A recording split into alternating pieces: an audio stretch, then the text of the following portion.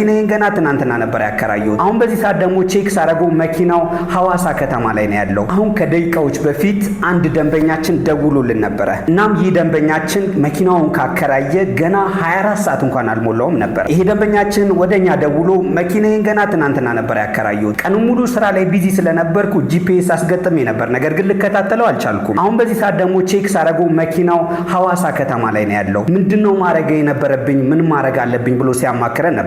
ምናልባት ብዙ ጊዜ ጂፒኤስ አስገጥማችሁ አንድ በጣም እጅግ ጠቃሚ የሆነ ፊቸር አለ ጂፒኤስ ላይ እና ብዙዎች የማይጠቀሙት እና የሚዘነጉት ፊቸር ነውና ይህንን ነገር እስኪ ላሳያችሁ። ይህ የምትመለከቱት ጂኦግራፊክ ፌንሲንግ ሲሆን በዚህ በምትመለከቱት መልኩ አገልግሎቱን መጠቀም ትችላላችሁ።